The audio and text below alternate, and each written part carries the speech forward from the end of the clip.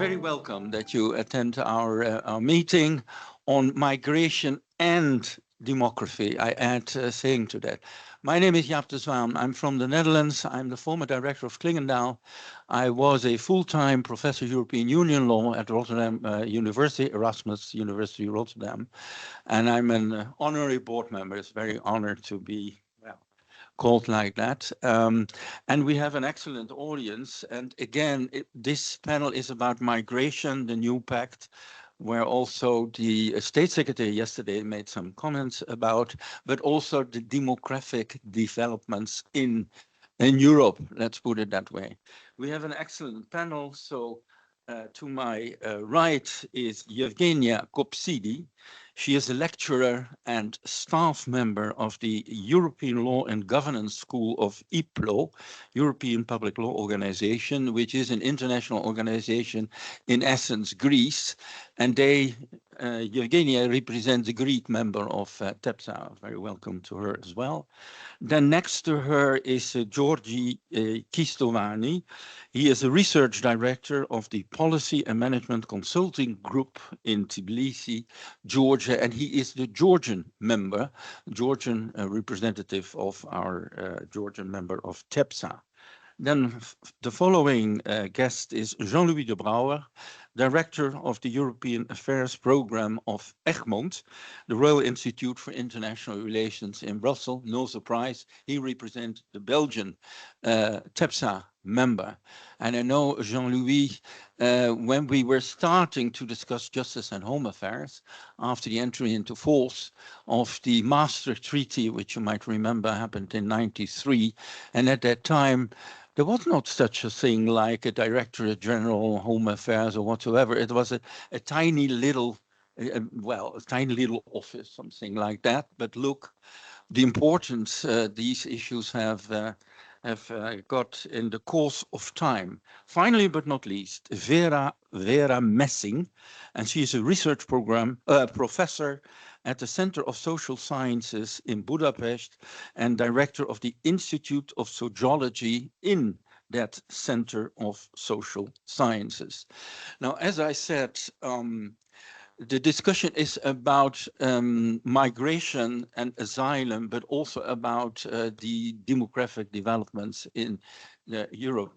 I had to laugh a little bit when we listened to your state secretary, who made a fantastic speech. But when the topics became a little bit sensitive, he argued, well, let's focus on the areas where we do agree.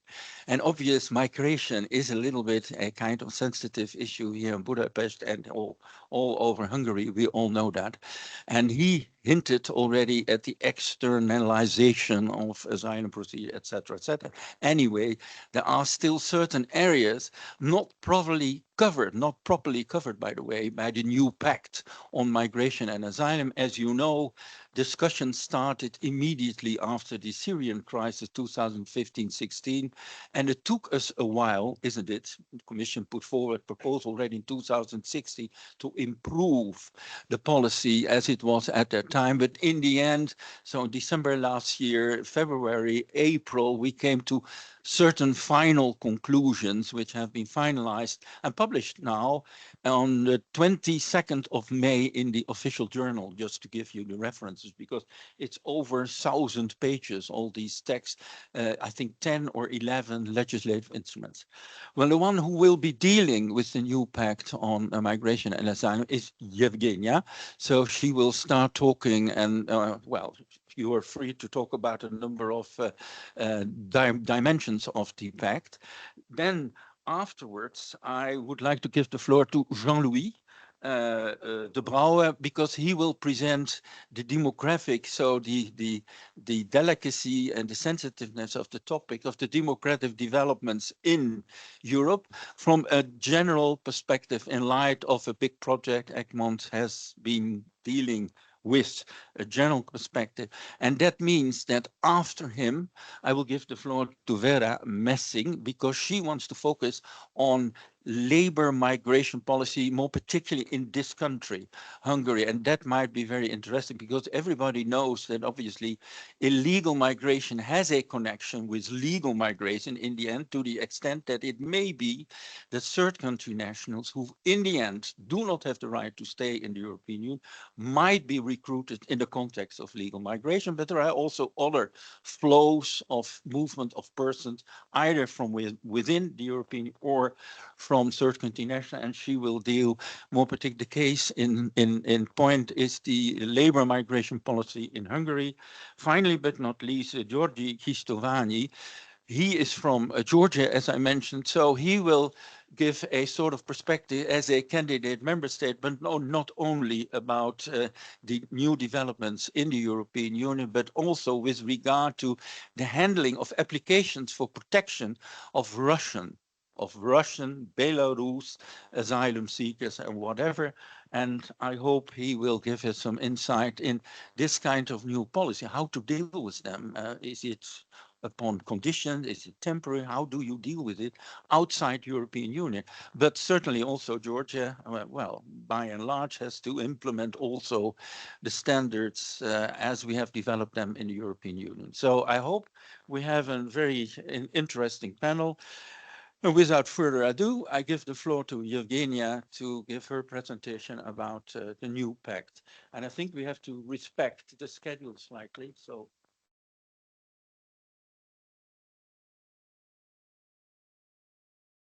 Thank you, Professor. I would like, first of all, to thank TEPSA and the host institution for World Economics for the kind invitation. Yep. Hello. You have to keep it very close to you. Okay, no problem. So the new migration pact, which has been discussed and negotiated for almost 8 years, is now a reality and will go into effect in 2 years from now, by mid-2026. This Wednesday, the European Commission presented a 10-part strategic plan intended to serve as a template for national implementation plans. So in my presentation, I will focus on some points that I consider important, controversial, and at the same time unclear regarding their implementation, and which have to do mainly with the so-called border procedure. This new pact aims to formalize mechanisms for managing migration flows that were implemented in a hasty manner during the so-called migration crisis since 2015, 2016. At the same time, one of its main objectives is to address chronic and structural dysfunctions in the European asylum system. The pact focuses more on asylum than on migration, on legal migration, with central objectives centered on safeguarding European borders. This is primarily done through mechanisms that discourage entry into European territory, and secondarily through the return of those who do not meet the required criteria. The first important point that I would like to highlight concerns the asylum procedure regulation, which is one of the cornerstones of the new pact. This regulation establishes common and uniform procedural rules of international protection within the EU, and it provides for extensive and, in some cases, mandatory use of the border procedure, which has been already in practice in Greece, for example, since the EU-Turkey agreement, which came into force in March 2016. The border procedure aims to rapidly evaluate an asylum application in order to decide if it is inadmissible or manifestly unfounded. Thus, requests from third country nationals who, after an initial screening process, which lasts up to 7 days, or with an additional 5 days allowed it in the event of massive influx, are deemed inadmissible or manifestly unfounded, will be subject to return procedure without having the right to enter the territory of the country. In addition, the use of the border procedure is mandatory for member states in specific cases. These cases are described with a series of vague, I would say, legal and non-legal concepts.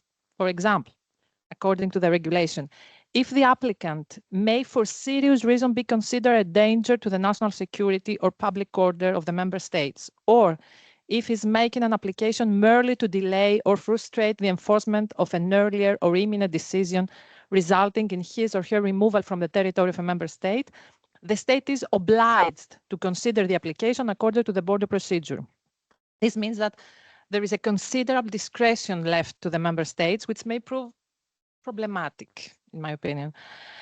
Another issue is that the border procedure is automatically activated when the applicant comes from a country where the rate of recognition of applications for international protection in the first instance, according to Eurostat data, is 20% or lower.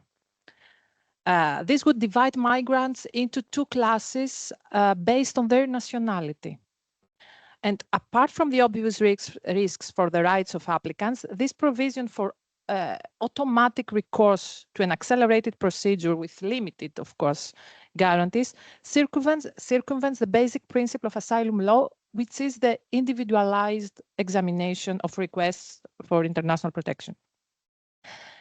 Another point, which is very important in the new pact and concerns the border procedure, is the concept of safe third country. So the border procedure may be an option for member states if the applicant comes from a safe third country, a concept which is central to the new pact. This expands the reasons for refusing to examine the asylum request. And I explain myself. The safe third country rule allows member states to reject a request for international protection as manifestly unfounded or inadmissible if the applicant comes from or has passed through a country considered safe for them. The main problem here is that the decision about whether a country is safe for the applicant will not be made independently on a case-by-case basis, but based on their nationality according to national or according to European catalogues of safe third countries. The existence of such catalogues, when member states opt for them, will likely be to the detriment of applicants, as it creates a rebuttable presumption about the safety of specific countries for asylum seekers of specific nationalities, transferring to them the burden of proof of the risk they would face in case that will be sent back to that country. We had this problem in Greece, and it's still the case with Turkey. The Greek Supreme Court had decided in 2017 that Turkey is a safe third country. But 1 year ago, it decided to ask the ECJ about the same thing, and the decision is still pending because the situation in Turkey has changed since 2016. So this extensive use of the safe third country concept becomes a mechanism for speeding up returns, excessively restricting the right to asylum, since the request for international protection remains unexamined. Another point, which is an innovation of the pact and has to do with the border procedure also, is the creation of a legal fiction of non-entry, a mechanism that further limits the rights of asylum seekers. According to this legal fiction, a third country national who has entered the territory of a member state will be legally considered to be outside the country until the national authorities decide on his or her right to legal entry and stay by examining his request, according, of course, to the fast-track procedure. This concept, which is already in use in some European states, I mean, before the pact, essentially refers to a border legal space where the country exercises jurisdiction with the right to restrict the entry of third country nationals and by extensions the rights that traditionally derived from the status of an asylum seeker. In other words, the extended application of the rule of the legal fiction of non-entry at the EU's external borders is a legal construction that allows the prevention of entry to the territory without formally denying the right to request asylum. And last but not least, the extensive use of the border procedure leads to an increase in the cases and in the duration of detention, with reduced, of course, procedural and substantive guarantees. According to the new regulation, those who apply for asylum at the border can be detained until a decision is made on their application for up to 12 weeks, or in certain cases, 16 weeks. This is one period, but also before that, during the identification period and until the request for international protection is submitted, they will be also, of course, detained in closed structures for up to 7 days, extendable for another 5 days in crisis situation. The practical implementation is probably the problem, because if the screening procedure is not completed within the specific time, the applicant will continue to be detained until he can submit the asylum request. And if the application is rejected, the deportation or the return process begins, during which the applicant remains, of course, detained, while considered not to be legally in the host state.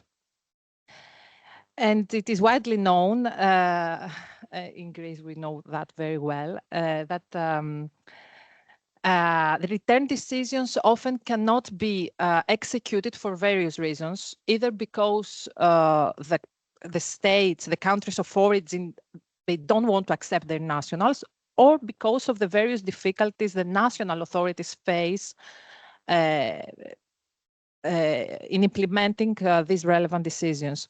This practice leads, it's very likely that leads to the entrapment of migrants in a semi-illegal status in countries at the external borders of the European Union, as asylum requests will have been formally rejected, but returns will not be possible to be executed.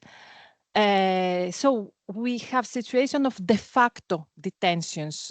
In the new pact, it's quite rare the use of the word detention. Instead, it is described as limitation of the freedom of movement for applicants for international protection in special structures. But it is actually a de facto detention, which cannot be judicially challenged or reviewed, which is another factor that limits furthermore the rights of migrants before the national authorities. And in order to conclude, some believe that one of the positive aspects of the new pact is that stricter asylum rules, like the extended use of the border procedure, will speed up deportations and act as a deterrent. In that sense, the idea behind the new pact that fewer people will risk making the journey to Europe because their chances of being able to stay will be restricted doesn't seem very convincing. I personally believe that the effectiveness of the reform will very much depend on the willingness of the member states to collaborate, to implement the new rules properly, and address migration as a common European challenge, which required a unified approach. Thank you very much. Evgaristo, Eugenia. Since the substance matter of this presentation will differ slightly, I think it is useful to open up already the possibility to put some questions, if you like. I mean, because the topics vary. If I may start, and then I'll come to Jim. You are hinting more particularly also on this principle of safe third country, which is of extreme importance. However, to what extent it's nevertheless a handicap or a defect that we do not as yet have a common list of safe third countries, because in light of the internal market, the open area without borders, etc., we are in need of common measures at the external border. However, it may be, and you refer to Turkey, rightly so, that there might be differences in the immigration officers, authorities in the several member states. To what extent do you think this might be a problem? And of course, it may that the Court of Justice, like in other instances as well, may help us to develop some criteria, but that doesn't mean that there is a concrete list of safe third countries.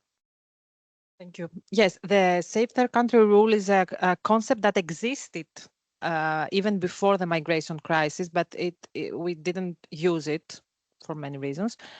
I think that a European catalogue is necessary, which will be mandatory for the member states. I think that the national catalogues, as I mentioned before, leave a very important margin of appreciation to the member states, which at least the Greek case is not a very good example, because since 2019, we have created a national catalogue which becomes larger and larger, including countries which do not have the profile of, countries for refugees, like, for example, Pakistan, Bangladesh, but also Somalia. Somalia, I mean, this is problematic. So the existence of a European uniform catalogue, mandatory for all the member states, would be a good, in my opinion, solution. So for the audience, you need the microphone, Jim. Thank you, Eugenia. I think you've given a brilliant presentation of the thing, and you rightly ask critical questions. I would, however, say that you have looked at it just from one side, of the risk of asylum seekers or of those individuals, which is perfectly fine. I would, however, say that I also want us to look at it from our side. Why have we done this? And you sound a bit as if this is all fraud, it's all bad in a way because it could go badly. And I do agree with you. And on every individual point, you're right. But at the same time, my contention is that if we want over time to save the asylum system, we must, the true asylum seeking systems, we must have a system like that. Because as we've seen in the past, among those, even during the Syrian crisis, many of the people who came, we came from Maghreb and other places. And so I think it's just a matter of self-protection. And if I may also say so, that if you look at the political climate in Europe, I think, unfortunately, we do need something like that, because otherwise, I think our population will no longer accept asylum.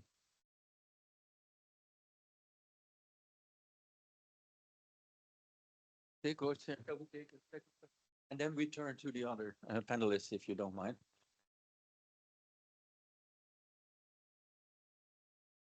Hi, thank you very much. Martijn Pluim from IPA, European Institute of Public Administration. Before I used to work for ICMPD. 25 years ago, I wrote my thesis about the harmonization of European migration policies.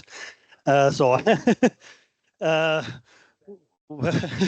of course, I followed the file quite closely, and again, as Jim has said, very much aligned with many of the observations that you have, but also with what Jim has said.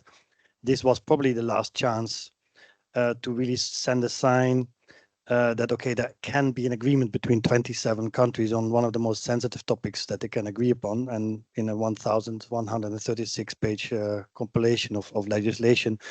On your side, where do you see, let's say, also the positive parts? Because let's say the unequal treatment of asylum seekers by the different member states, the different recognition rates, for example. I mean, I don't focus now on asylum, but do you also see other areas where actually, okay, this is actually real progress in the area of migration and asylum governance management in the EU? Because I think that's also something, as Jim said, there is the negative part, and there will be serious issues which already are happening now at the European borders. We know that what's happening in North Africa, we know what happened in other areas, is not more very beautiful, but maybe also to see where do we see real progress in the right direction, maybe from your perspective.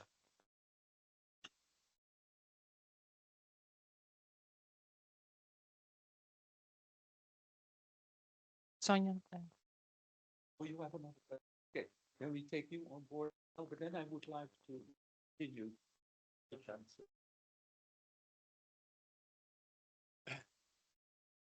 I'm not sure I need that, considering that. Yes.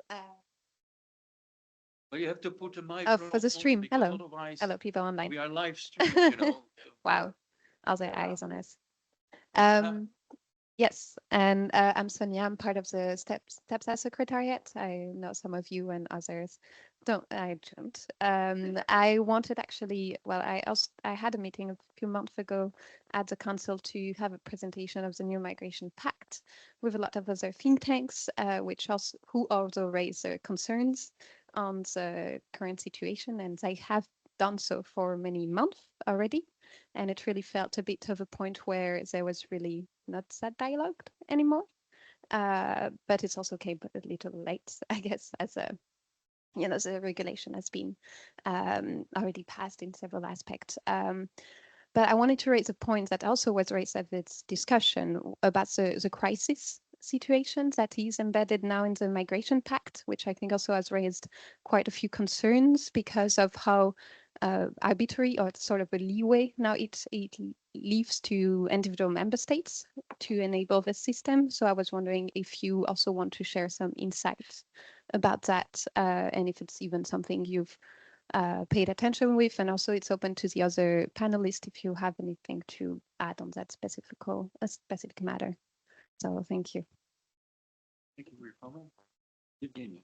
Okay. Okay, so it's true that I have focused on the negative aspects, on the problematic aspects, which have to do more about the implementation by the member states and less about the rules as they are designed. The great positive thing is that finally we have an agreement, although we very well know that it's not an agreement made by all the 27 member states. Some of the member states have not voted for this pact, but yes, of course, it was not possible. Yes, it happens, of course. So I think that one of the positive and innovative ideas is the so-called solidarity mechanism, which is mandatory, but at the same time flexible. I think that it has we have to wait and see how much, for example, relocation will be implemented, which I think that it's the best solution. I'm also talking as a Greek who has seen a lot of people arriving in Greece, and there is no the capacity to host all these migrants. So yes, I think that relocation and all this solidarity mechanism could be a very positive aspect, even if there is also a financial aspect in this. About the crisis regulation, it was necessary in order to address and to foresee phenomena like the beginning of the migration crisis. It is also it has to do also with the border procedure. So the idea of preventing the entry, which is necessary, prevent the entry is a necessary strategic objective, but at the same time, I feel that we need more the creation of more legal pathways in order to see who can enter, who can work, who can offer, who has not a refugee profile in order to be returned. So I think that we are missing some legal rules regarding the legal routes for migration. Well, I think that's an excellent bridge to the other dimension of our discussion about demographic developments, because everybody is aware of the fact that we are confronted with so-called agents, aging societies, several industrial sectors in need of labor force, wherever they come from, the tourist area, public health, and so forth and so further. So in that respect, I would like to turn now to Jean-Louis de Brouwer to explain a little bit about their experience as an institute. There is a second microphone at that side about demography. Right. Does it work? Yeah. Okay, you hear me. Okay, I mean, as you open our session by referring to an entertainment-related example, I will do the same. some of you might remember an old movie about the Woodstock Rock Festival. At a certain point in time, there is that's the opening of the second day. And the morning, and the entertainer comes on stage and says to the 300,000 audience, "Hi guys, you've had the heavy group yesterday evening, now you'll meet the morning maniac."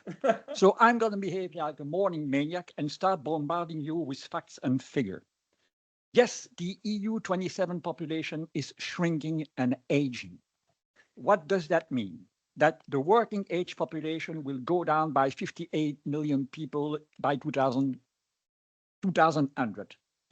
That the old age dependency ratio would move from 33% in 2021 to 60% in 2100. That the EU share of the world population will go down from 6% in 2021 to 4% in 2100. That the proportion of 80 people in the age of 80 or above will move from 21% in 2021 to 31% in 2100.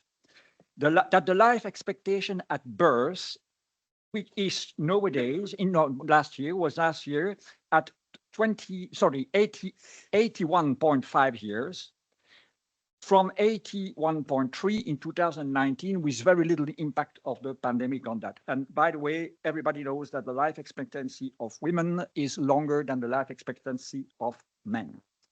The fertility rate of the EU 27 was in 2020 in the average at 1.5, although the needed level is 2.1 for the simple renewal of the stock of the population.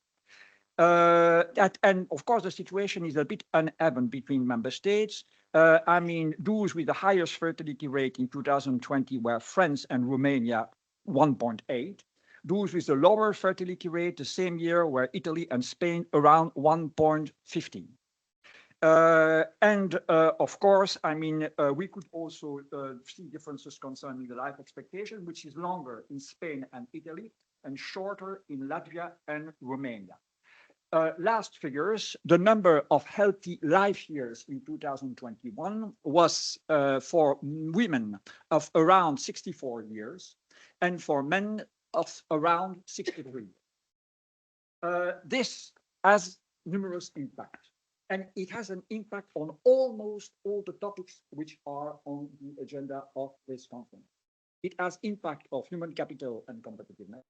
It has impact on voting patterns. It has impact on fiscal policies. It has impact on geopolitical challenges. It has impact on cohesion policy, and it has impact of enlargement, because all enlargement have translated into massive movement population, either before or after. Bear in mind, for instance, that even after the 22nd of February 2022, Ukraine had lost 3 million of its inhabitants in terms of emigration. So that means, well, I'm a frequent reader of Politico, so therefore, but, what does that mean? It means that demography is at the same time everywhere and nowhere. If I take the example of the EU, there is no legal basis to do it. There is no budget available, and there is no service in charge. By the way, this situation is common to most of the member states. If my information is correct, there is only one member state nowadays, i.e. Spain, which has a ministry dedicated to demography. By the way, it's very interesting that in Spain, demography is connected with regional development and regional planning. Croatia is considering the possibility to create such a department also. So demography is everywhere, but nowhere at the same time. This being said, there is a growing awareness that, as many people do refer, we are confronted with a third transition. We have the green transition, we have the digital transition, and we have indeed the demographic transition also. That translates into the European Council at its meeting in June 2023, asking the Commission to present a toolbox, which the Commission did in October 2023. This toolbox is based up, it's generally a toolbox. That is to say, there are no new recommendation or ID. The Commission has been simply listing a series of instruments which are available and which could be made use of by member states to meet demographic challenges according to the situation, the local situation. This toolbox is built around 4 pillars: reconciling the family aspiration and paid work, which is more or less corresponding to the policy which is now run by Hungary, for instance. The second pillar is about supporting younger generation. The third pillar is about empowering older generation. And there is a growing concern about the notion of longevity. What does that mean? And the fourth pillar is manage legal migration. This communication sends 2 signals. The first one, it reminds us that demography is an exclusive member states competence. Yeah. But that some coordination is needed because it is closely related to the notion of level playing field or competitiveness inside the internal market.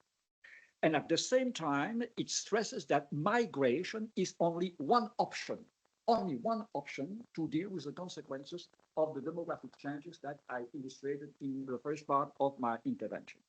Now, a few words about the migration contribution. I think that we have to consider that we should consider 2 different patterns of migration according to the argument that you use to build a bridge between migration policies and the demographic and the demographic related situation. Either you use the demography argument. My population is aging and shrinking, and I need more migrants, for instance, to secure the balance of my social security.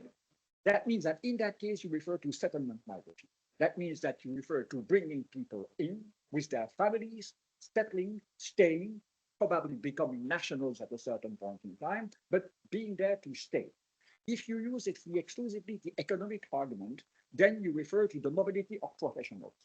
And when I refer to professionals, I do not mean exclusively high-skilled professionals. It's all level of skill. Okay. But you refer to some kind of circular migration. You bring people in to meet the needs of your labor market. They stay, they make money, they transfer money, important of remittances, to their country of origin, and then presumably at the end they go back. They go back. Polish plumber is an example of that. The syndrome of the Polish plumber. We have also to bear in mind the division of competences when it comes to the EU. I mean, the one and only thing that the EU can do is to set legal conditions for entry and stay, which can be enablers. But the member states, and this is enshrined in the treaty, are exclusively competent when it comes with numbers and profiles. So that means that those having to deal with economic or legal migration are not the Justice and Home Affairs Ministry. I mean, economic and then demography-related migration are determined or decided upon, the patterns are decided upon either by those in charge of the management of national labor market, which can be in many of our member states, the social partners, or by those presumably in charge of demography. But you've seen and you've heard that there are actually very few governments which equip themselves until now to deal with the demographic challenges. So that means also, you did not refer to that in your presentation, Eugenia, but when you look at the whole package of the Pre-Migration Pact, there is also the willingness to include in this package a legal pathway. I think that it is a wrong approach. It is completely fraud, because I mean, the legal pathways, the opening of legal pathways has very little to do with migration policy as such. It has to do with economic and social policies. Yes. Yeah. So that's the reason why, for instance, are amongst those who have doubts about the effectiveness of the EU talent pool when they will see the light. So by way of concluding, because I really want not to overstretch the time because allocated to me, I'm more and more tempted to encourage ourselves to go global when it comes to. I mean, yes, indeed, so-called competition of talents, we are not attracting talents, but compared with the United States and Canada, for instance. But of course, success depends also on numerous other factors than visa and labor policy. They depend on openness of the society, they depend on social aspects, they depend on immigration policy. By the way, I'm very struck by the fact that Norway has completely disappeared from the big screen, new big screen. So I think that we should, as EU, start thinking more and more global. Let me give an example. Yesterday, I heard several of the speakers. And asking assessment, both EU and member states. Third count, in the kind of win-win scenario, which that if we develop for a certain number of challenges by changing. But at the same time, it would help to from having by creating added value there. And not simply cycling out the resources like we do on. What does that mean? That means that the countries where global gateway related investment will need their skills. Will need their skills. So that means that they will need their experts, and if they are there, they will ask infrastructure, which will help them to train the experts that they need. That is the perfect concept kind of balance and making the kind. So we should start thinking term and not kind of inbuilt concept. As I mentioned to you, I discovered this morning that the part of there will be variations in some from we shall see what they say. But they could be inspiration by thinking about in other parts of the world. LA, 2 years in the United States, the Latin America. So we should start looking and putting on our agenda something which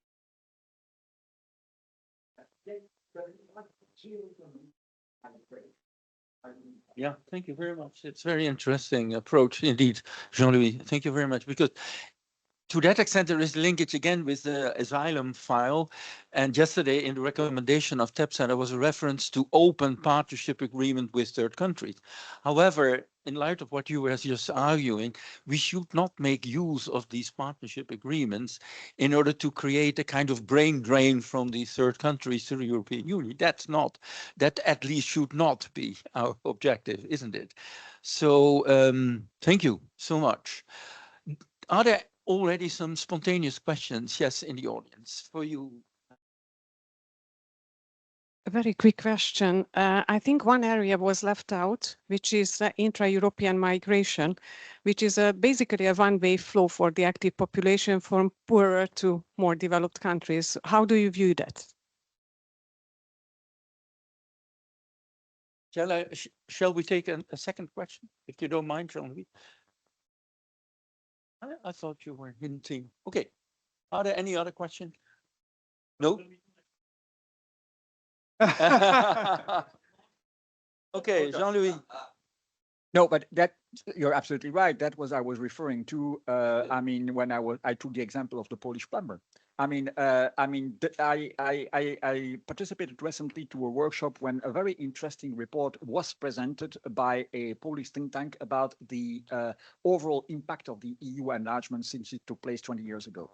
And that's exactly what happened. That's to say that indeed, before and after 2004, Poland witnessed a massive emigration. And then it has slightly to do with the Brexit, but not only with the Brexit. People came back because thanks to the growth, the economic growth in Poland, they understood that they could make the same level of money in Poland as they could do otherwise in other EU member states. So I'm afraid that such a phenomenon is happening and will happen. I mean, look at the situation of Romania and Bulgaria nowadays. I must say that I'm not very much aware of the situation in Hungary, for instance, but you're sort of knowledgeable than I am about that. So it is happening systematically. it is as so. When they become EU members, then of course, I mean, we have to, be aware that it is the normal consequences of the free circulation, the forced freedom, which is the free circulation. People are there, and we witnessed that, for instance, at the time of the financial crisis and the consequences of the financial crisis. While for a few years, we've seen young Portuguese, young Greeks massively moving to other EU member states before returning. So that's, I'm afraid, okay, no, I'm not afraid. That's the normal consequences of, I would say, the opening of the internal market.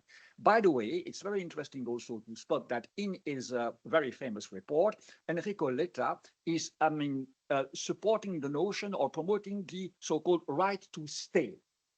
That means to develop the cohesion policy in a way that indeed there is no incentive, there is no pull factor anymore for young people stranded in remote regions of the EU to move to other greener pastures. To be seen. Well, just it makes me think there are already in the framework of the enlargement discussions reference to possibly to restrict even free movement of persons, which is in fact contrary to the idea what we are discussing here in this panel of aging society. We are in need of labor forces coming from elsewhere anyway. But there are already some politicians, perhaps more from the right-wing area, who are in favor of restricting free movement from within the EU once having been enlarged. Okay, we will see what that will bring about. Other questions for the moment, or shall we turn to the case in point? Yes, Vera. Comment to that. So the Brexit was very much due to the enlargement and the internal from east to west. With the consequences. So I think we should not forget about how right-wing populists capitalize on migration, because it's a sensitive thing, because it is triggering nationalistic feelings, which still many of Europeans identify with. Yeah, Jim? The Brexit case is an interesting one. And you said migration. For me, internally, is not migration. So we should not confound the two. And in Britain, they have on purpose confounded the two.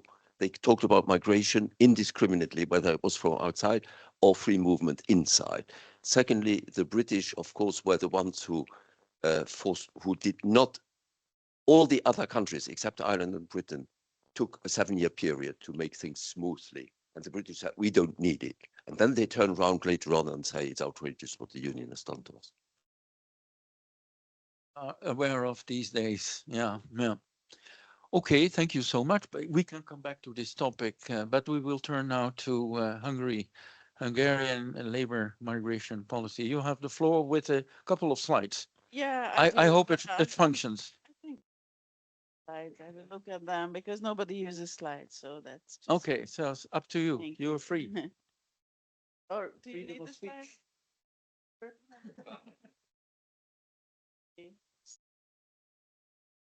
But then I have to stand. Slides are also live stream.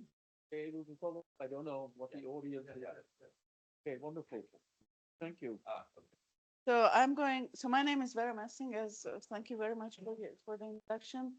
And you might remember that I'm a sociologist. So I'm not a political scientist. I'm not international relations. So I come from a quite different, I bring in a different perspective, but I hope it will kind of broaden our views. So I will start at the time. So my argument, so I will bring the case of Hungary because I think it's an extreme case. Does it work? I think it's an extreme case, but it's still maybe useful to look at it because it brings out all the problems, difficulties of migration and migration policies in the EU, or at least many of them. So the title is Dissonance of Migration Politics and Migration Policy in Hungary. And my main argument is that there is a significant dissonance between what the Hungarian government talks and tells and what it does. And probably you will know much more about about the discourses and the politics that the Hungarian government pursues, because it's very loud and very extreme, and you will know much less about what it actually does, which is quite contradictory. But a short few facts about the history, because I think it is important, and especially if you speak about accession, it is quite relevant for other accession countries as well. So migration has been very, very minor in Hungary and in Central East European countries in general, and probably also in the accession countries. It's been like 2-3% of the population, which is, I mean, it's not even to compare with other EU member states. So that's a fact that we have to know about. And even more because the dominant majority of immigrants come from neighboring countries, and many of them are Hungarian ethnic origin. So migration has not been an issue in Hungary, but also in other Central Eastern European countries, because culturally, racially, ethnically, they are very close to the mainstream population. There has been a shock, but I'm putting it into of quotation marks, thank you, of the refugee crisis, which I again put into a quotation mark in 2015, when really a large number, like over 100,000 people crossed Hungary, and they became very, very visible. But actually the shock was due to the government's capitalizing on those images and on the fear that it brought to the population. There is a very good theory by my colleagues Vera and Sheik. They call it the moral panic button, meaning that the Hungarian government not only built a moral panic about migration back then, but also it used it as a button, and every time there was something which was politically sensitive or crucial in Hungary, they started to push this migration button. And this is going on still until today. In the European Parliament election, one of the key campaign words was no migration.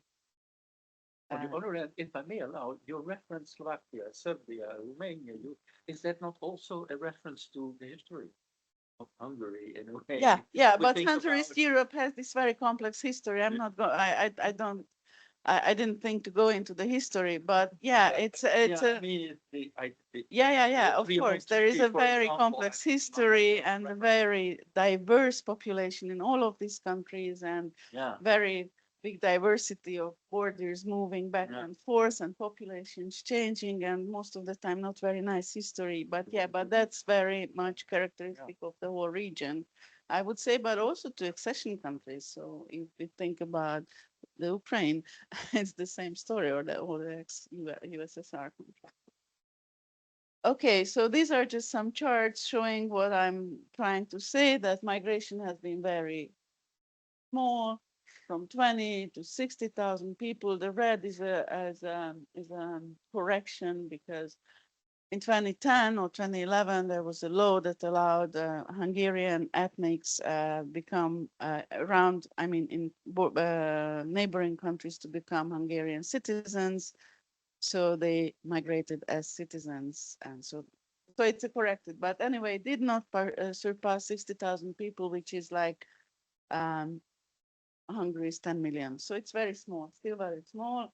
And if we look at the composition, you can't see it, but basically up until the yellow line, or even further than that, it's all Europe and neighboring countries, and only the dark ones are from third countries. So third country nationals, which might be culturally, racially different, and kind of in need of integration policies, are very, very super minute. Okay. Okay, and some other basic facts continued in the history. So there is a continued fierce anti-immigrant fear campaign by the government since 2015. It has been very nicely described by many scholars. I can give you many references to that. And as a result, there is an increased xenophobia and anxiety about immigrants among Hungarian population. And this is even more characteristics in places where there are no migrants and have never been migrants. So the context theory really applies a lot. And then in 2022, an outbreak of the war in the Ukraine that we are unfortunately well aware of, there was a new wave of asylum seekers from the Ukraine. And interestingly, the discourse of the Hungarian government changed completely. So Hungarian government first didn't say anything and then became much more accepting and supporting of the Ukrainian immigrants. We have analysis of these discourses, but there was a high number of Ukrainians crossing towards Hungary, but very, very low number of people who actually asked for asylum. I think about 40,000. While crossing, it's over, I don't know, several. It's over 1 million who, even 4 million that crossed the border. No, yeah, So they continued. They were clever, smart enough not to see. And then what made a turn in the migration policies, but not politics, is that reality hit the fan for the Hungarian government, and the huge lack of labor force appeared. So in Hungary, I think there was a presentation how Hungarian government tried to invite foreign investment in the automotive industry, especially in the battery industry, supporting heavily this kind of industries to come and settle in Hungary, but there was no labor force available because there was a large share of outgoing migration, especially the well-educated and the young, Yeah.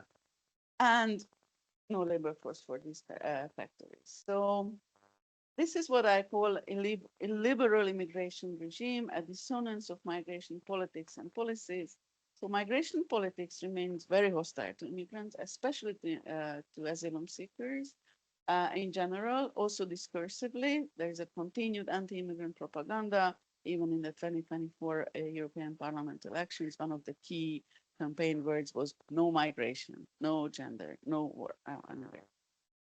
Anyway, no migration. That was one of the keywords in English for Hungarian. Yeah. And on the EU level, there is a continued infringement of European Union's asylum procedures, migration framework, and this kind of playing out or playing against the. And you are well aware of the judgment of yesterday? Of the Court of Yes, Justice? yes, and I'm. Penalty payment. Yeah. It's very exciting what they will do about it. Orban yesterday actually said that we will find a way that it hurts them more than us. Yeah. that was his comment on the decision. But still, that's the decision of yesterday. Yeah, yesterday there was a decision saying that Hungary is fined with a massive amount, 200 million euros, for the continued infringement of asylum. But on the other hand, which is less visible, there is a very significant migration policy, a very selective migration policy, and a significantly increasing number of immigrants. There are two groups of immigrants that are not only welcomed, but also supported, financially supported.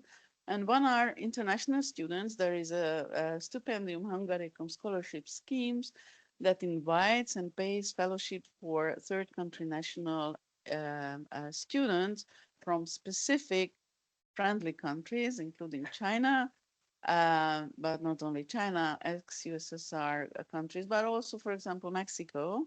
There are over several, I think 30, 40,000 students paid by the Hungarian government studying in Hungarian. Yeah. Yeah. 30, 40, I'm not sure, but I have to check the number. Actually, any of those who are of us who are teaching in Hungarian universities face the problem of very international students coming from all over around the world and having very different knowledge, and we have to deal with that. And very different knowledge of English, but also other knowledge. Oh, it's quite challenging. Vera, if I may allow, selective migration policy, to what extent the Hungarian authorities recognize the problems of immigration, of highly skilled I will have Hungarian. my final comment on that. Sorry. But the other group, which is even much more larger and increasing very significantly, are the guest workers invited for the battery industry and automotive industry. It's a whole managed migration done through temporary agencies to which the Hungarian government has very direct personal ownerships linkages. So it's basically managed by the Hungarian government, and as a result, here is a chart. I'm not sure whether you can see it because this lamp would never go off. Those lamps go off, but this never. So anyway, by now there are 120 foreign employees through these temporary agencies coming to Hungarian factories, which is pretty large in Hungarian terms. If you go back to the first slide, there has been the largest number of all immigrants have been, or foreigners have been 60,000. There are, here number 35,000 students, but no refugees, practically no refugees. And I can talk about this guest worker laws, which does not allow family reunification. And also it's pretty interesting. So I can relate to you. This is the choice of inviting temporary people for a certain amount of time, for certain types of jobs, making sure they return, no families accepted, no integration needed, no integration is fulfilled. But since there has been a very fierce anti-immigrant propaganda fear campaign going on for almost 10 years, 9 years by now, people in localities are very, very afraid of immigrants. I mean, once of a sudden, several thousand people in a small township appear who are racially different, don't speak the language, and locally they don't speak English, and they are just scared to death. And these guest workers needs to be relocated to places outside of the township and totally segregated. So it's really crazy. It's really crazy. And this is what makes the economy work, but I'm not sure how long it will make. And one more comment to the family you were saying about the Hungarian government addressing the demographic crisis through the family policies and family and work-life balance policies. They didn't work out. So a lot of money spent on that, but basically demography has not changed at all. And Vera, the Ukrainians are included in your figures, TCN? Yeah, the refugees are Ukrainians. Displaced. Yeah, I mean, in Hungary, I'm not going to go into details. I thought there are no third country national refugees allowed. So the fine Hungary was given is because after there was a resolution that these centers on the borders, which were basically prisons, had to be dissolved. The solution was that, okay, refugees can enter if they primarily asked on the Kiev or the Serbian, the Belgrade embassy in person, submit a request to be allowed to enter to ask for residence, which means nobody can enter. Nobody. I mean, who would go to Kiev or Belgrade to the embassy to ask for a permission to enter to ask for asylum? So these are all Ukrainians. Yeah, that's why we have refugees at all. But the Ukrainians are not included in the 100. They are included in there. So many Ukrainians are Hungarian citizens because of the citizenship. Other Ukrainians came as refugees and asked for asylum, but that's not too much. And they are also foreign employees. but they have been coming to Hungary and working for in Hungary, this kind of circular migrants for many years, much before the war broke out. So they can be in all three, and there are students also. So they can be in all of these categories. Okay, I think that's all. You have to take the microphone, sorry. Okay, I think. Yeah, yeah. Just because it relates to the last slide. So that's why I'm asking, what about the Ukrainians who are under temporary protection? That was the question, actually, I think you asked. Those are the refugees, 7,500. Yeah, I had the impression that's a bit little. It's too little, perhaps, because this place, the temporary protected Ukrainian national, are they included in that? I think there might be many more, but I'm not sure. Okay. And there was another question in the back. Yes, please. And then we turn to Georgia. Good morning. My name is Ani, and I'm a former Stipendium Hungarium scholarship student. Thank you. Very thankful, actually. And on part of that, I'm also a youth who is also working in social projects and sustainable development. My question to Vera is to understand if she has any insights as to how these, let's say, guest workers will be integrated in the country, if at all, or if there is going to be any system that's going to be similar to caliphate systems from Middle Eastern countries like Qatar, where guest workers are basically trapped in the country, made use of, exploited, and then sent back, if at all. So is that the case that we have, or do we have any insights into this?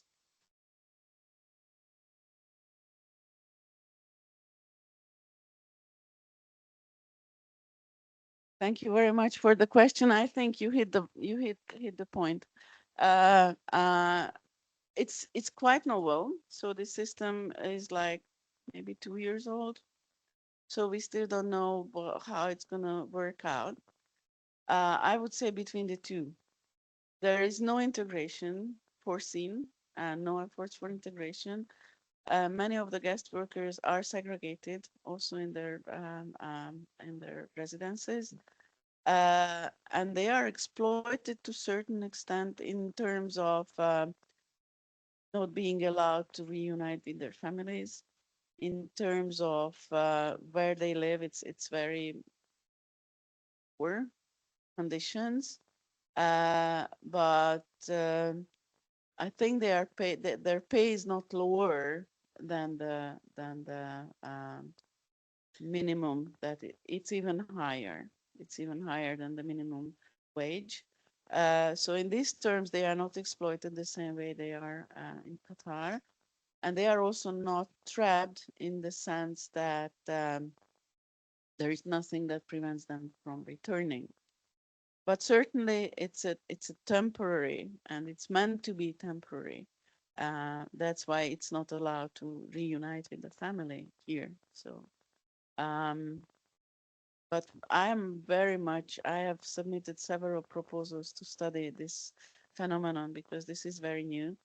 But I don't know of any actual research that has been focused. Actually, there is, but it's more from the industry side. It's an ugly system. It's a pretty ugly system, I would say. Nationalities are all very, very varied. Let me think. So one of the arguments they are saying is that also look at the vocabulary. That's very important. What vocabulary it's used. For asylum seekers, refugees, they are called illegal immigrants. Illegal immigrants. Welcome to the illegal immigrants. So that's the term used for asylum seekers and refugees. For work-related migration managed by the government through temporary work agencies or employment agencies, they are called guest workers. Okay, so both elements of the words have very different connotations. So it's very important to look at the words used. for the vocabulary. And as we know, integration is not a competence for the European Union. It's all in the area of national competence. So what countries they come from? So one of the arguments is that they are good people because they are Christian. So they come from the Philippines. So it's basically very much dependent on contracts between certain countries and Hungary. Philippines is one, and then ex-Soviet countries like Kyrgyzstan, which is not so much Christian, but we don't say that. Kyrgyzstan. The Turk Tanács. You're right. I didn't think about that. Yeah, so Hungary has a new allyship, not so new allyship with the Turk committee. So they come from those countries, and Vietnam as a traditional partner, but also India. A lot of Indian, almost 10,000 Indians. They come. Many of them come through what's the big company? Okay, let's leave it at that. Very Okay. interesting, all these contradictions in national context. Thank you so much. I turn to the candidate member states perspective of Georgia. I'm sorry, we have to allow the floor to our friend from Tbilisi. Thank you very much.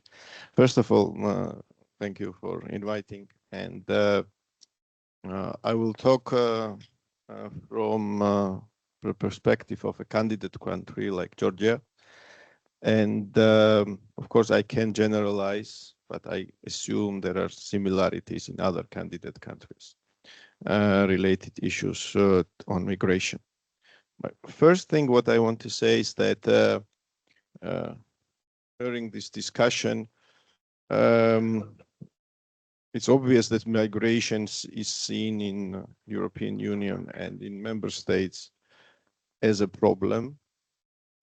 And my argument would be that candidate countries like Georgia might face more severe issues or challenges related to migration than even member states.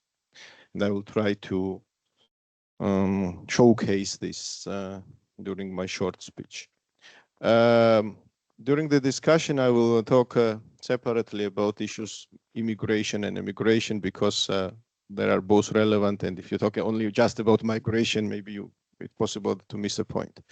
So first, I think that Georgia is a very interesting case for observing migration processes. Let me bring some facts and figures first. So Georgia has 3.7 million population.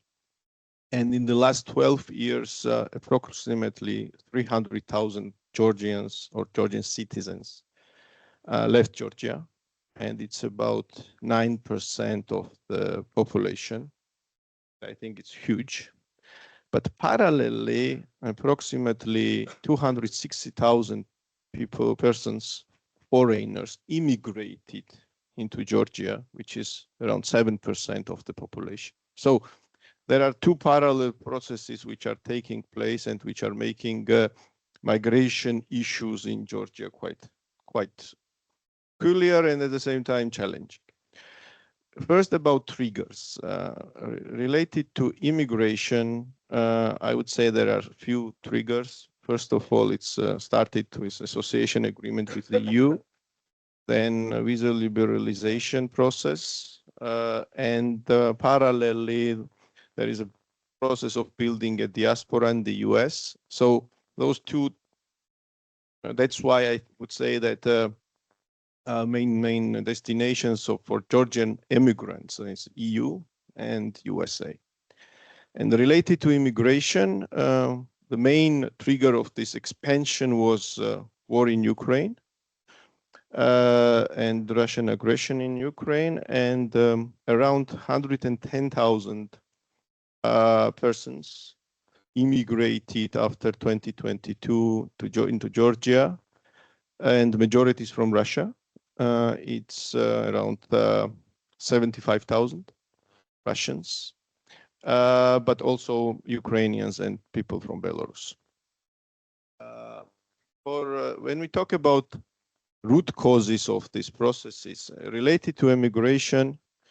It's first of all increased cost of living in Georgia, and at the same time the opportunities that Georgians have in Europe and in the US. And related to immigration, I would say it's first of all very liberal visa policy that Georgia has at this moment. We talked about asylum seekers in Georgia, especially from Russia, Ukraine, and Belarus. And I checked, and the numbers are symbolic, basically. It's not more than, I guess, 500 persons in the last 2 years.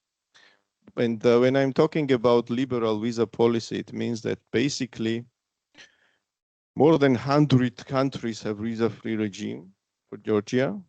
If you enter Georgia, you can have 1 year stay where you don't need to get a work permit. And there is also a peculiar way of return back to Georgia. You have to leave the country or leave the border for 1 hour and you can return back. And then another 1 year starts.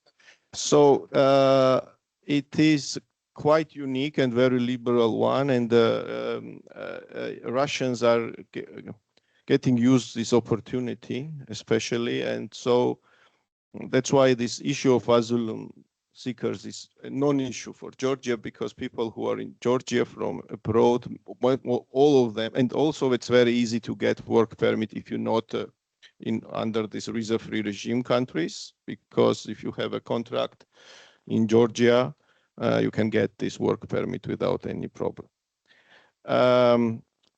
Shortly about consequences. Related to immigration, we are witnessing in Georgia at this point huge labor shortages of labor force and professionals. In almost every business survey, the first problem that businesses are facing is Georgia, and Georgia is labor shortage. And parallelly, I would say another consequence is huge reliance on money transfers or remittances. It's varies between 10 and 13% of GDP, and it's quite big. Related to immigration, the consequences is increased prices for property and increased price of living, especially the immigration from Russia and Belarus, because they were the people who immigrated were well educated, high earners, and the price is at least doubled for property and rents in Georgia, and also at least in Tbilisi, which is the capital city of Georgia, the prices for everything increased a lot. And we faced during those 2 years double-digit inflation, which was caused basically through those elements. And also it was very interesting that even it had the very positive short-term effects on economic growth in Georgia. So the Ministry of Finance said that around 3% of economic growth in Georgia in 2022 and 2023 was caused through immigration effects of Russians and people from Belarus, especially Russian Belarus that came to Georgia. At the same time, consequences of immigration is partially balancing of labor shortage caused through immigration in Georgia. And now in Georgia, we are also witnessing still low numbers, but witnessing immigration from China and India. I would say that the overarching consequence of this parallel processes is that the dependence of Georgia on migration is becoming huge, both because of emigration and money transfers, but also because immigration and reliance on immigrants who replace Georgians who immigrate.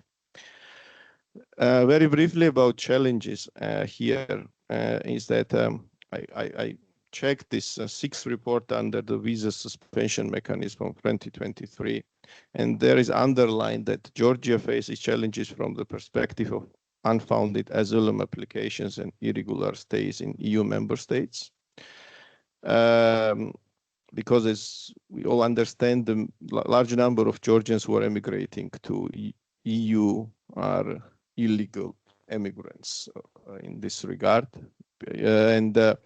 I checked the numbers from 2022, and the number of Georgians seeking asylum in EU was record high with 28,000 people, which is around 1% of Georgian population. And among the 5 EU candidate countries, Georgia, Moldova, Bosnia, Georgia, North Macedonia, and Albania, Georgia, since 2021, stood out with the highest percentage of the population applying for asylum in EU. At the same time, this report provides some recommendations that Georgia should align its visa policy with the EU list of visa-required third countries. In particular with regard to countries presenting irregular migration or security risk to the EU. And this is a problem for Georgia for obvious reasons, because the main trigger of immigration is this, let's say, liberal visa policy. And at the same time, in order to align with EU requirements, sooner or later we need to change things. And this might affect Georgian economy immensely as well. Very interesting observation we made is that concerning trend for the future of Georgia is the growth in the number of families emigrating. Because before it was mainly labor immigration, people left Georgia, worked in Poland or other European countries, but mostly returned back. And now the phenomenon is evident that there's a huge number of pupils leaving schools in Georgia. And this is kind of evidence that people are emigrating with families. And it means that the immigration took another pattern than it was before. Very interesting, but also concerning issue is the number of Russians in Georgia at this point. As I said, before the war, it was minimal. Majority of ethnically Russian Georgians even left Georgia, and the number of Russians were low. And now, just based on the immigration started in 2022, 3% of the Georgian population consists of Russians. And it has became a kind of a solid minority, and one day it might become an issue of national security as well. We know similar cases in the neighboring countries of Russia, how Russia leveraged this for their political interests. And another challenge which I want to highlight is also a brain drain. What we are observing in Georgia now is that the number of people qualified and high qualified people are emigrating. This might be a long-term problem for Georgian economy as well. Finally, what I want to say that now we are witnessing quite turbulent period of time in Georgia because of some issues related to democratic backsliding, and the current situation might even worsen in a sense that if the democratic situation worsens in Georgia, possibly the level of immigration of high-skilled people will even increase. So I think that the risks are quite huge. So this was a short overview on the situation in Georgia. Of course, I don't want to generalize and say the same situation is other candidate countries, but what I want to say and what my argument is that not only Europe faces kind of a migration crisis, but also neighborhood of Europe is quite affected in different ways. And I think Georgian case is one of the interesting cases in this regard. Thank you very much. Thank you very much, Georgie. I was wondering, when once applying family reunification or reception of Russian asylum seekers, do you already apply or have in mind already the EU standards in that respect, or is it your proper national approach which is still being practiced? Thank you very much. What I know for sure that there was a huge, large number of technical assistance programs in Georgia, financed through European Commission, and where the main issue was to harmonize the standards of border management and the application processes. And I would say that in this regard, Georgian government tries to harmonize and synchronize the processes taking place in European Union with the processes taking place in Georgia. And there are certain connections with the comprehensive free trade. Yeah, exactly. That's so part of it. Yeah, okay. Thank you. Vera and Jean-Louis, I don't know, in the audience, shall we first take the audience?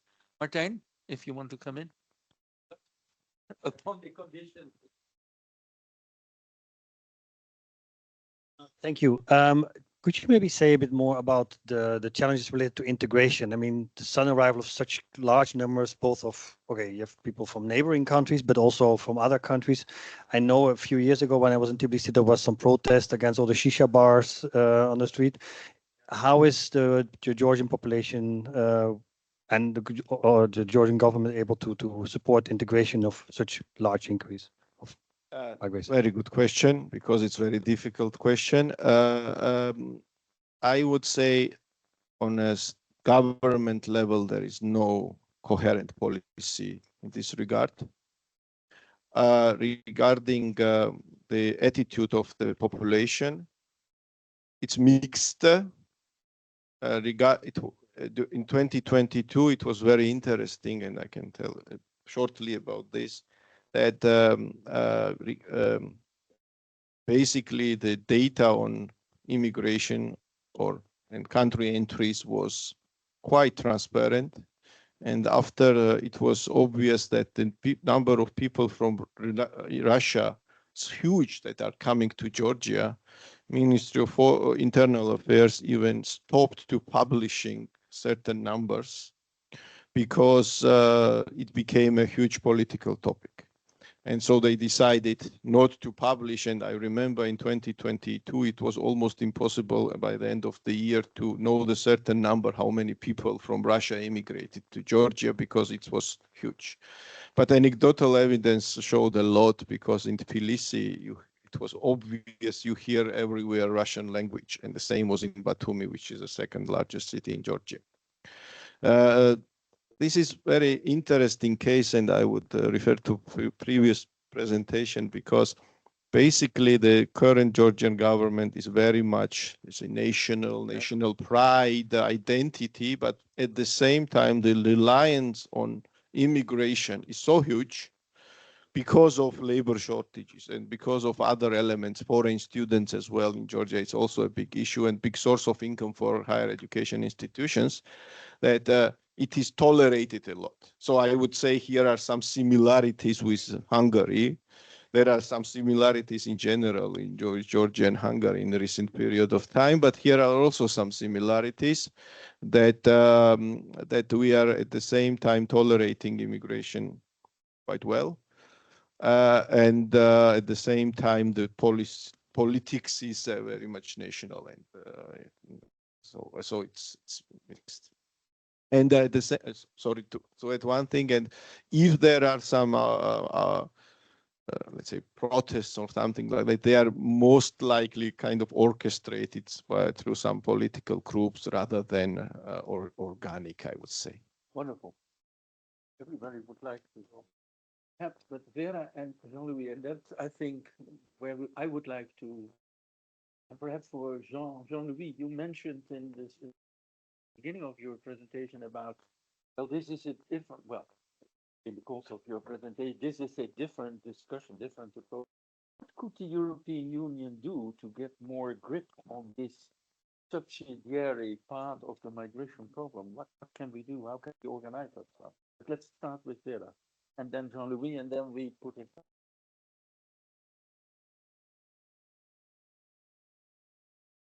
Oh, take the microphone. Sorry. Yes.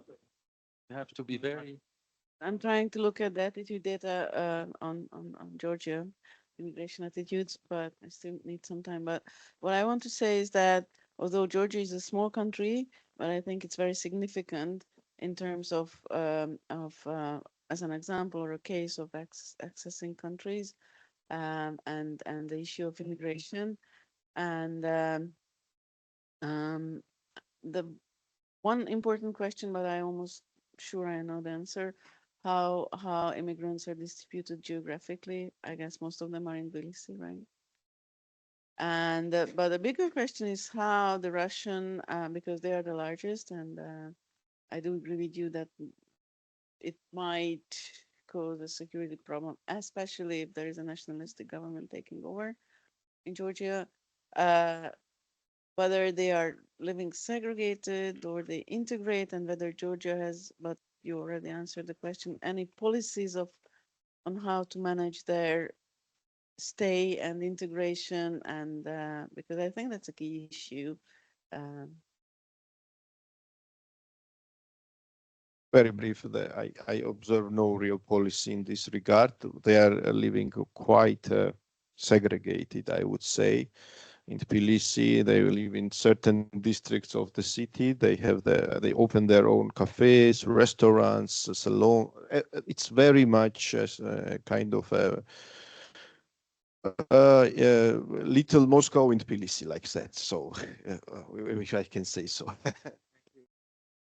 Yes, very quickly answering your question and 2-3 comments, having listened very carefully to this interesting conversation with colleagues. First of all, that's the answer to your question. It's very interesting to see how the incoming Hungarian presidency wants to tackle the demography priority, the 7th priority. Actually, what they will do is to have on the agenda of each and every informal council meeting, there are 6 or 7 informal council meetings which are foreseen during the next semester, one demography-related item. So they show that it's indeed demography, which is at the same time everywhere and nowhere. One way to tackle this, and I'm trying to instill this idea, would be to replicate what member states did 20 years ago when it was about integration. There was a push from some number of member states to have integration-related issue on the agenda of the EU. The Commission answer was exactly the one that you put forward earlier, but there is no legal basis to do that. We have absolutely no comment. And some member states took the challenge and said, okay, we are going to do it ourselves. And they convinced themselves to appoint one national contact point in each member state. And they entered into a new process where these national contact points were meeting on a regular basis. Then they escalated that at ministerial level. And that is a process that indeed could be triggered under the Hungarian presidency. First comment. Second comment about what you said. Some would say schizophrenia, some others would say hypocrisy when it comes to migration. This is not at all an Hungarian syndrome. Let me take 2 examples at EU level. The member states are in the process of finalizing the strategic agenda. I haven't seen the latest version, but what was interesting is that in the negotiating box that was used by the President of the European Council, there was on one end an immigration box, which was entirely security driven. It's about control. And there was one reference under the competitiveness chapter to indeed the word migration wasn't the negotiating box, but I don't know if it's going to survive in the final version of the strategic agenda to the need to attract guest workers to meet the skills challenge at EU. This is applicable to governments, but it is also applicable to social partners. One of the highlights of the almost done Belgian presidency was the so-called relaunch of the social dialogue at European level. So there was a summit in the early weeks of the presidency, the so-called Val-Duchesse summit, which adopted a communique signed by the social partners. There is indeed a reference to the need to attract workforce from abroad, but they did not use the I word. They use the word workers from abroad. The word immigration does not appear in that common statement of the social partner. Last but not least, and that's also related to your questions concerning the way these economic migrants are dealt with in a country like Hungary. We should not underestimate the impact of technological connectivity to modern migration, to migration in the 21st century. Modern migrants are connected people. They stay connected with their community of origin. They stay connected with their local culture. They have access through satellite television to the local channels. They know day by day, hours by hour, what's happening in their own country, which is a completely new challenges when it comes to integration. They can have their little Moscow, their little Saigon, where they are. They don't need, I mean, to be. I was made aware of that because I was involved in a kind of research project because Belgium celebrated recently the 60th anniversary of the Belgo-Moroccan labor migration agreement. When people were coming from Morocco 60 years ago in Belgium, they were losing every contact with their families. I mean, they were allowed to give 1 or 2 phone calls a month. With a bit of luck, they were getting some letters from their family. So they were cut from their cultural and community ties. This is not the case anymore at all. I mean, they are completely connected, including by new ways to try to transfer remittances.